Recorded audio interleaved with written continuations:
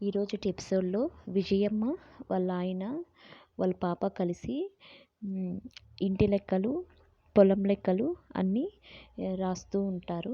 ఇంతలో చలపతి వాళ్ళ అసిస్టెంట్ వచ్చి, అయ్యగారు చలపతి గారు పంపించారు కవులు డబ్బులు ఇవ్వడానికి, అమ్మగారు లేరా అంటే వస్తారు కూర్చో అని చెప్తా ఉంటారు. ఇంతలో విజయమ్మ వస్తుంది.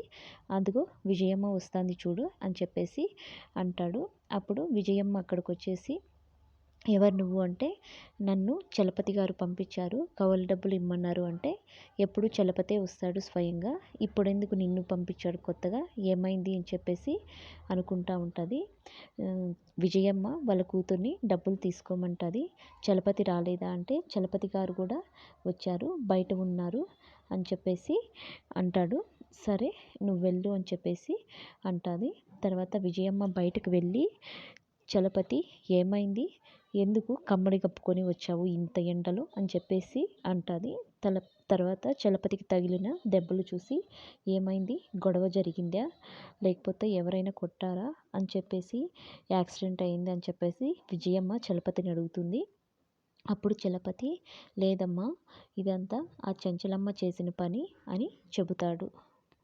తరువాత చెంచలమ్మ ఇంట్లో కేశవ, చెంచలమ్మ ఎందుకు అలా ఉన్నావు, మనం కేసు గెలిచాం కదా, ఎందుకు అంత కోపంతో ఉన్నావు అని చెప్పేసి అంటే, లేదండి నా కోపానికి కారణము వేరే ఏదో కాదు, అందరూ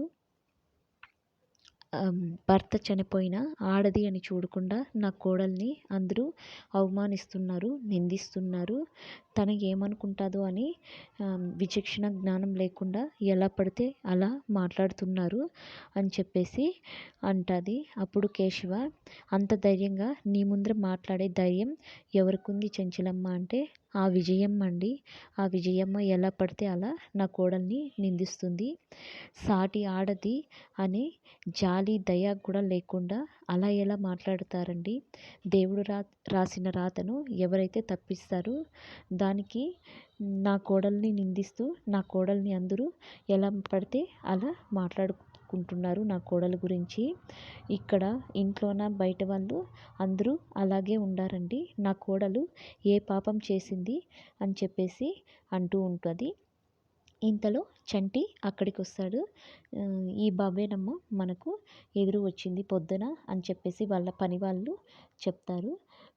చెంచలమ్మ, ఇతని పేరు, ఈ అబ్బాయి పేరు చంటి, ఈ అబ్బాయి చాలా మంచివాడు, ఈ అబ్బాయికి ఏదైనా పని ఉంటే ఇవ్వు అని చెప్పేసి కేశవ అంటాడు. అప్పుడు చెంచలమ్మ, ఎవరండి ఈ అబ్బాయి మీకు ఎలా తెలుసు అని చెప్పేసి అడుగుతుంది.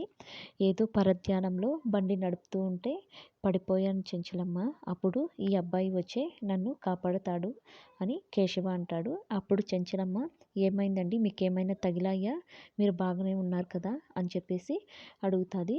అప్పుడు కేశవ, నాకేం కాలేదు చెంచలమ్మ, సమయానికి ఈ అబ్బాయే వచ్చి నన్ను కాపాడాడు, ఈ అబ్బాయి చాలా మంచివాడు, కాకపోతే దురుసుగా మాట్లాడుతూ ఉంటాడు, ఏది పడితే అది మాట్లాడుతూ ఉంటాడు, కల్మషం లేని వ్యక్తి, ఈ అబ్బాయికి ఏదైనా పని ఇవ్వు అని చెప్పేసి అంటాడు. అప్పుడు చెంచలమ్మ, సరే ఏదో ఒక పని చేసుకుందువు అంటే, సరే అమ్మగారు, మీరు నాకు 3 పూట్ల తిండి పెట్టండి, ఏదో కొంచెం డబ్బులు ఇవ్వండి, మీరు ఏ పని చెప్తే నేను ఆ పని చేస్తాను అమ్మగారు అని చెప్పేసి లొడ వాగుతూ ఉంటాడు.